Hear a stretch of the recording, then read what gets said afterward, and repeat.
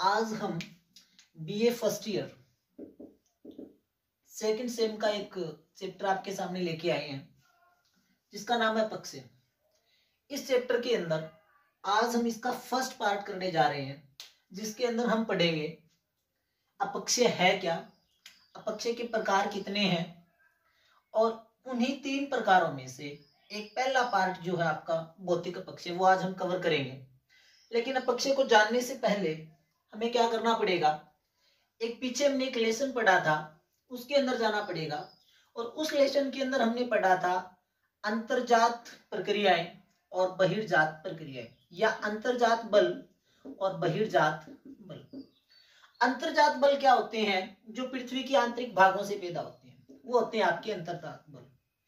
दूसरा है बहिर्जात बल, जो धरातल के ऊपर या पृथ्वी के जो ऊपरी भाग है उसके ऊपर जो बल काम करते हैं वो होते हैं आपके बहिर्जात बल। अंतर्जात बल क्या करते हैं, जो धरातल है उसके ऊपर जो समानता है उसको नष्ट कर देते हैं। समानता को नष्ट कर देने का मतलब क्या है, जो धरातल है उसको ऊंचा नीचा कर देते हैं। लेकिन जो बहिर्जात बल है वो क्या करते हैं, धरातल के ऊपर समानता को बरकरार रखते हैं। कहने का मतलब क्या है कि ये क्या करते हैं, धरातल के ऊपर विषमता जिसको हम बोलते हैं उसको लेकर आते हैं और बहिर्जात बल क्या करते हैं, उन्हीं विषमताओं को दूर करने का काम करते हैं। जो बहिर्जात बल है इसके अंदर 2 प्रक्रियाएं होती है, पहली है निम्नीकरण और दूसरी है अधिवृद्धि। निम्नीकरण का मतलब होता है कि ऐसी प्रक्रियाएं जो क्या करती है, ऊपर उठे भागों को नीचा करने का काम करती है, उन प्रक्रियाओं को निम्नीकरण कहा जाता है। अधिवृद्धि के अंदर क्या होता है, ऐसी प्रक्रियाएं जो निचले भागों को ऊपर उठाने का काम करती है उनको क्या कहा जाता है, अधिवृद्धि कहा जाता है।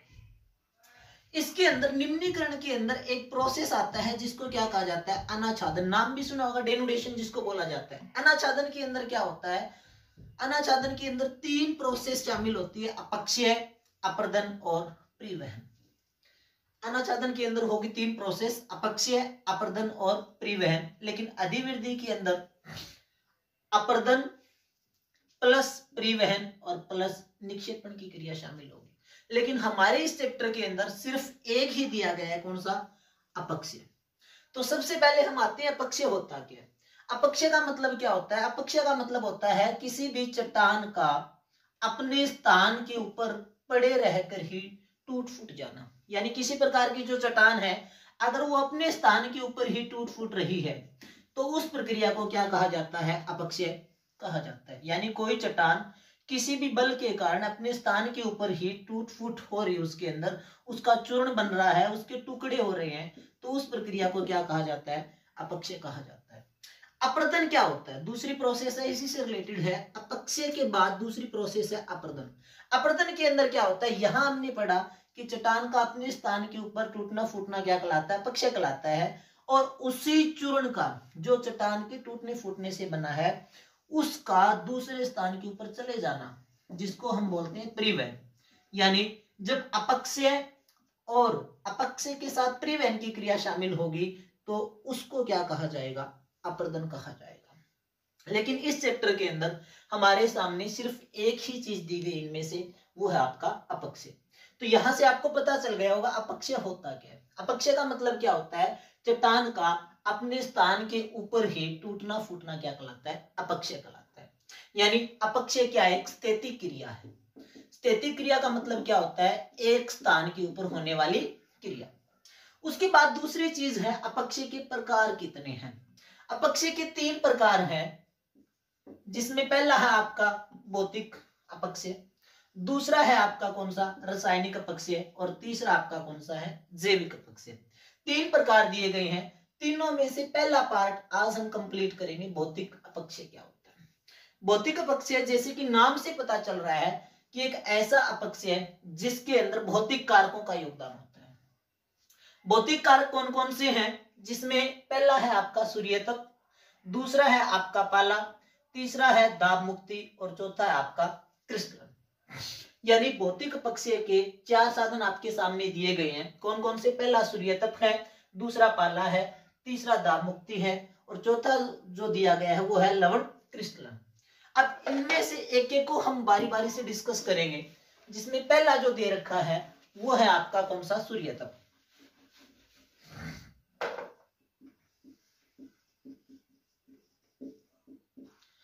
सूर्य तप के अंदर क्या होता है, देखो जब भी कोई अपक्षय होता है, और कौन सा अपक्षय जिसमें हम पढ़ रहे हैं, कौन सा, भौतिक अपक्षय। जब भी भौतिक अपक्षय होता है उसके अंदर सबसे ज्यादा अहम रोल होता है, वो होता है सूर्य तप का, यानी सूर्य के प्रकाश का, या जिसको इंग्लिश के अंदर हम बोलते हैं इंसोलेशन। इसका रोल सबसे ज्यादा होता है। अब इसके द्वारा भौतिक अपक्षय होता कैसे, जैसे पहला जो मैंने लिखा है, पहली जो प्रोसेस है वो है पिंड विच्छेदन। पिंड विच्छेदन, पिंड विच्छेदन के अंदर क्या चीज होगी, इसके अंदर जैसे ही सूर्य की किरणें पड़ेगी किसी चट्टान के ऊपर, चट्टान के ऊपर जैसे ही सूर्य की किरणें पड़ेगी तो चट्टान क्या होगी, गर्म हो जाएगी, यानी दिन के टाइम क्या हो जाएगी, गर्म हो जाएगी, और उसके अंदर क्या होगा, फैलाव होगा। लेकिन जैसे ही रात का टाइम होगा, रात के टाइम चट्टान क्या हो जाएगी, ठंडी हो जाएगी, और ठंडी होके क्या हो जाएगी, सिकुड़ जाएगी, यानी उसमें क्या पड़ जाएगी, सिकुड़न पड़ जाएगी।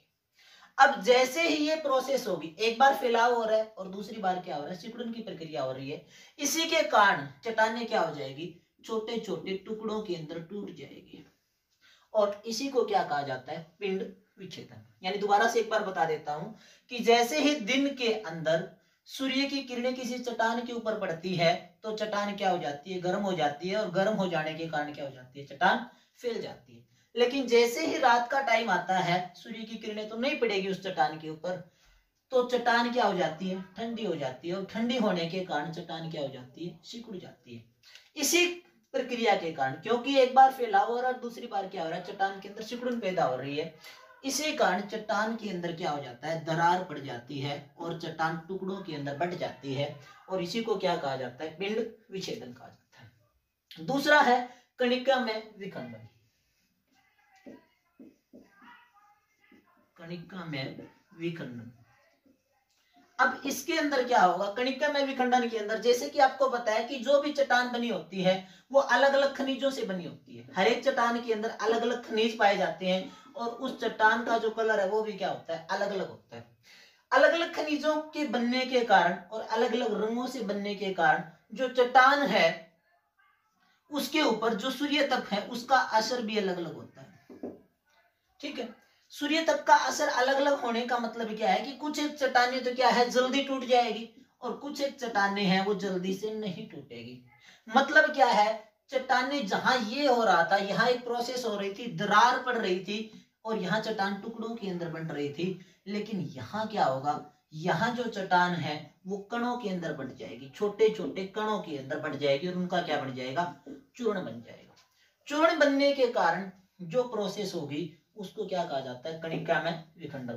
कण का मतलब होता है कणों के अंदर टूटना। उसके बाद है तीसरी है पल्लवीकरण। तीसरी प्रोसेस दे रखी है आपकी, कौन सी, पल्लवीकरण। अब पल्लवीकरण के अंदर क्या होगा, इसके अंदर क्या है, बहुत सारी चट्टानें हैं, वो तो क्या होती है, सूर्य तप की कुचालक होती है, और बहुत सारी चट्टानें ऐसी होती है जो सूर्य तप की क्या होती है, सुचालक होती है। जब कोई कुचालक चट्टान जिसके ऊपर सूर्य की किरणें पड़ रही है, जब वो क्या करेगी, उसकी अधिक गहराई तक सूर्य की किरणें नहीं जा पाएगी। अधिक गहराई तक सूर्य की किरणें नहीं जा पाएगी, मतलब क्या है कि उस चट्टान का ऊपरी भाग तो गर्म हो जाएगा और आंतरिक भाग गर्म नहीं होगा। जिस ऊपरी भाग के अंदर सूर्य की किरणें पहुंच रही है, कहने का मतलब क्या है, जो ऊपर वाला भाग गर्म हो रहा है और अंदर वाला भाग क्या हो जाता है, ठंडा हो जाता है। तो ऊपर वाला जो भाग है उसकी जो परत है, चट्टान की ऊपरी परत, वो प्याज के छिलके की भांति क्या हो जाएगी, अलग हो जाएगी, और उसी प्रोसेस को क्या कहा जाता है, पल्लवीकरण कहा जाता है। मतलब इसके अंदर क्या बताया कि कोई चट्टान है जो कुचालक है, किस चीज की कुचालक है, सूर्य तप की, तो क्या होगा, उसका ऊपरी भाग तो गर्म हो जाएगा और आंतरिक भाग गर्म नहीं होगा। इसलिए ऊपरी भाग जो गर्म हो रहा है उसकी एक परत, ऊपरी परत जैसे प्याज का छिलका होता है, उसी के समान क्या हो जाएगी, अलग हो जाएगी, और उसी क्रिया को नाम दिया जाता है पल्लवीकरण। तो पहला जो साधन था वो था सूर्य तप, और सूर्य तप के अंदर तीन प्रकार की चीजें हमने पढ़ी है। पहला है पिंड विच्छेदन, दूसरा कणिका में विखंडन, और तीसरा है पल्लवीकरण। उसके बाद दे रखा है दूसरा जो आपका दूसरा जो फैक्टर रहेगा वो रहेगा पाला।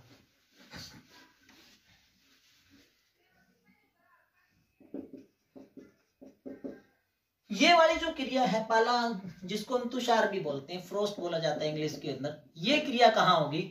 उच्च अक्षांशीय क्षेत्र होंगे वहां होगी, जो ऊंचे अक्षांशीय क्षेत्र है, जहां क्या है ठंड बहुत ज्यादा पड़ती है, उन क्षेत्रों के अंदर ये क्रिया होती है। अब इन क्षेत्रों के अंदर क्या होगा, जैसे ही हिम पिघलती है दिन के टाइम, हिम पिघलने के कारण जो चट्टान है उनकी दरारों के माध्यम से क्या होगा, पानी चट्टान के अंदर प्रवेश कर जाएगा। लेकिन जैसे ही रात का टाइम होगा, ये ही पानी ये क्या हो जाएगा, हिम के अंदर बदल जाएगा। और ये चीज आपको पता है कि जैसे ही पानी जम जाता है तो उसका आयतन क्या हो जाता है, बढ़ जाता है। यानी पहले आयतन कम था जब पानी ने प्रवेश किया था, लेकिन जैसे ही पानी जम गया, वो हिम के अंदर बदल गया, उसका आयतन क्या हो गया, बढ़ गया। तो आयतन जैसे ही बढ़ेगा, यानी एक बार तो क्या है, यहाँ आयतन कम है, यहाँ आयतन ज्यादा है, तो चट्टान के अंदर क्या होगा, एक बार फैलाव होगा और दूसरी बार क्या होगा, संकुचन होगा।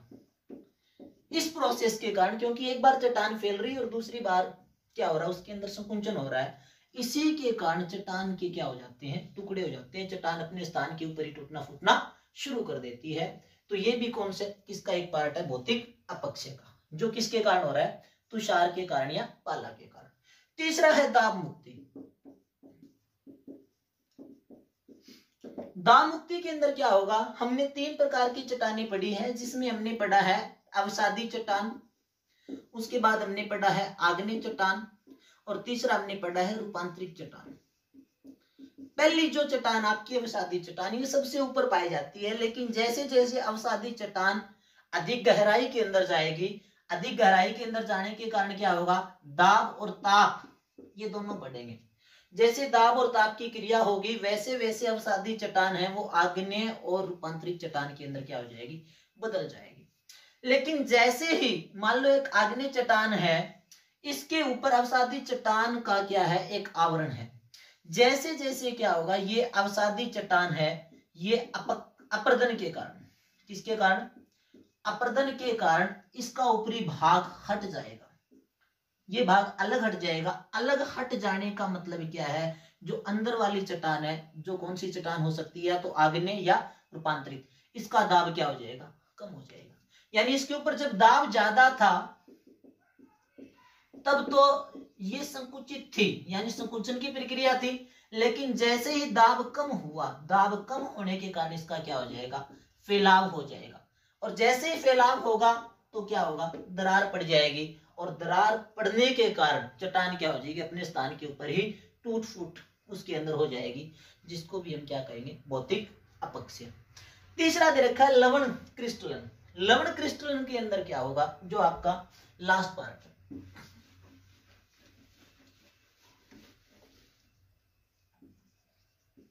लवण क्रिस्टलन। ये क्रिया कहां होगी, ये क्रिया होगी जहां समुद्री तट हो, उस स्थान के ऊपर ये क्रिया होगी। समुद्री तट के ऊपर क्या होगा, जैसे ही आसपास की चट्टान है, मेनली यहां आता है बलुआ पत्थर, मान लो बलुआ पत्थर है, अब यहां क्या होगा, जैसे ही बलुआ पत्थर की जो दरार है, उसके अंदर जो समुद्र का पानी है वो प्रवेश करेगा दरार के अंदर से। जैसे ही प्रवेश करेगा, प्रवेश करने के कारण दिन के टाइम क्या होगा, एक प्रोसेस होती है वाष्पीकरण की, क्योंकि जैसे ही गर्मी बढ़ेगी, गर्मी बढ़ने से क्या होगा, वाष्पीकरण की प्रोसेस होगी, और वाष्पीकरण की जैसी प्रोसेस होगी, क्या होगा, पानी ऊपर उठ जाएगा, और वहां क्या बच जाएगा, नमक के लवण बच जाएंगे, नमक के क्रिस्टलन जिसको हम बोलते हैं, ये बच जाएंगे, यानी नमक के रवे ये बच जाएंगे। और ये रवे जैसे ही बच जाएंगे तो ये क्या करेंगे, चट्टान के अंदर दरार पैदा कर देंगे, और उसी दरार के कारण चट्टान क्या हो जाएगी, टूट जाएगी। और यही एक आपका पार्ट है, कौन सा, अपक्षय का। कौन से अपक्षय का, भौतिक अपक्षय। तो आज हमने जो पढ़ा है इस चैप्टर के अंदर, वो हमने पढ़ा है अपक्षय होता क्या है, अपक्षय के 3 प्रकार हैं, और 3 प्रकार में से हमने पहला एक पढ़ा है, कौन सा, भौतिक अपक्षय। भौतिक अपक्षय के अंदर हमने 4 कारक पढ़े हैं, जिसमें सबसे ज्यादा इंपॉर्टेंट आपका कौन सा, सूर्यतप, दूसरा हमने पढ़ा है पाला, तीसरा हमने पढ़ा है दाब मुक्ति, और चौथा हमने पढ़ा है कौन सा, लवण।